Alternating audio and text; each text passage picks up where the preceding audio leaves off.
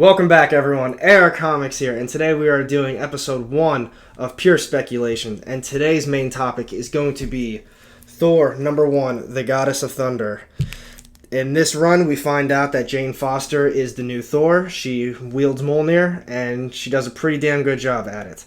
So, this run is by Jason Aaron. It's an 8-issue run, and it follows up, I don't know if it's directly after, but it's pretty much right after Original Sin. That's when Thor becomes unworthy. You know, that whole thing. Nick Fury whispers something to Thor. He drops his hammer, becomes unworthy. You don't find out what he says. You don't find out what he says in this run either. But spoilers, all he told Thor was that Gore was right. And basically, he just meant by that, in one of their older battles, Gore tells Thor that the world and like us civilians and everything like that would be better without the gods. Thor obviously doesn't believe him, but Nick Fury confirms it and says it's true. We would be way better without them.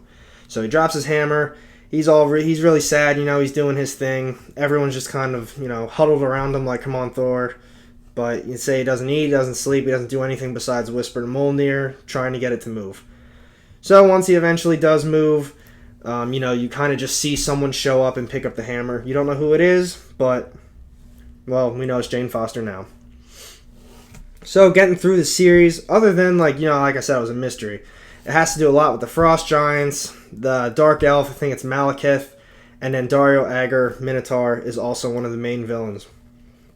They kind of have some deal going on with each other, with kind of trying to screw over the Frost Giants, but they're obviously involved. And that's the whole thing. But the other side plot then is that Jane Foster has the hammer. Odin is kind of pissy about it. Thor wants to know who the hell it is. And that's kind of like the whole main side plot, is who actually is this new Thor, Goddess of Thunder. Get through the rest of the series. Issue 8 is where you actually find out who she is. And I think you only find out on the very last page. It's a very cool, very good story. If you haven't read this, I definitely suggest reading it. It's pretty sweet. So, why I'm talking about this today is obviously we know Jane Foster is going to be in the MCU. They already announced Thor, Love of Thunder. Jane Foster was already in the first Thor and the second Thor. It's one of those things. She's going to be there. And obviously it's going to have Jane Foster, and that's this book. First appearance of her as Goddess of Thunder. With everything going on with Miles, and I don't know, I don't follow DC, but if Batman's still killing it with those Hell Arisen and whatever the hell else with Joker, Punchline, Designer, all that crap, everyone's attention is diverted. This is where your attention needs to be right now. The issues are only going up in price, and they're only going to go up even higher when it gets closer to a trailer or even drop the trailer. And then when they announce the movie, if the movie even does as well as everyone thinks it's going to be, I don't know. I don't know how high this book could get. It's already currently floating around, I'd say $40 to $60.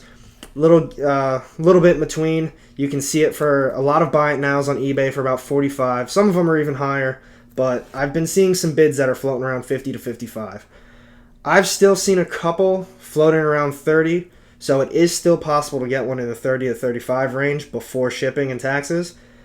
But it's... lost my lights. Either way, so it still is an achievable book. There's a whole bunch of different variants, obviously a ton of different printings. I think there's 5 or 6 different A-cover printings, but this is the main cover you want.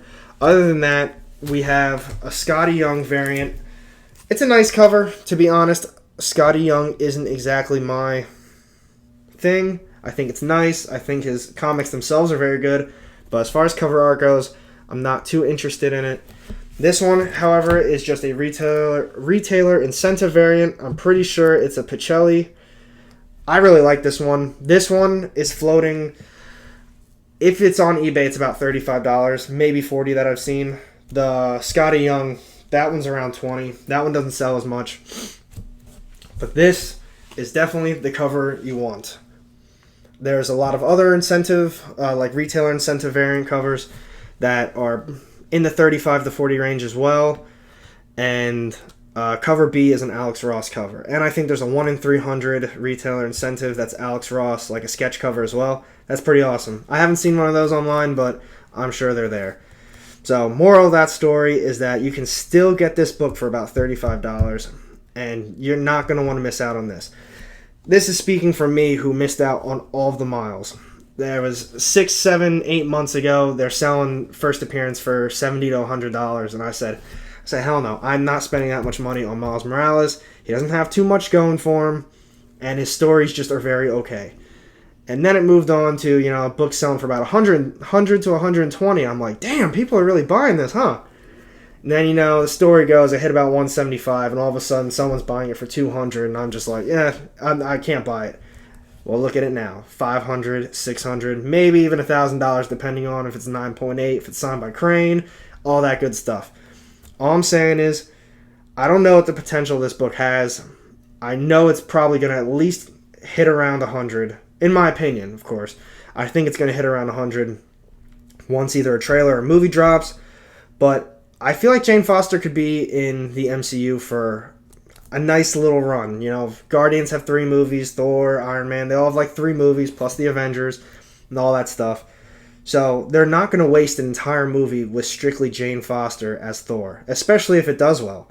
So she's going to be maybe in this movie, make some small cameos in other movies, and she's probably going to get another movie of her own then. You never know. This does have potential. I'm not too sure, issue-wise, story-wise, how she could play a part. They're still doing ongoing Miles. I don't really read... Well, I do read the new Thor. She's obviously not in it. But all I'm saying is, if you are into spec books, if you're into flipping, I think now's the time to get your money's worth on what you can for Thor 1. And we're going to go from there. I'm going to keep buying them if I see them for around 30 to 35. I don't have that type of money to be throwing, but I don't want to miss out like last time. And with that, that is Thor, the Goddess of Thunder, Jane Foster. Let me know down below what you guys think, what your expectations, speculation, I don't know, what you think about this book. Is it going to be a hit? Is it going to be a miss? Let me know. If you're watching this on YouTube, don't forget to hit that like button, comment your opinions on what's going on, and I'd appreciate it if you subscribed while you're at it too. And with that, have a good night.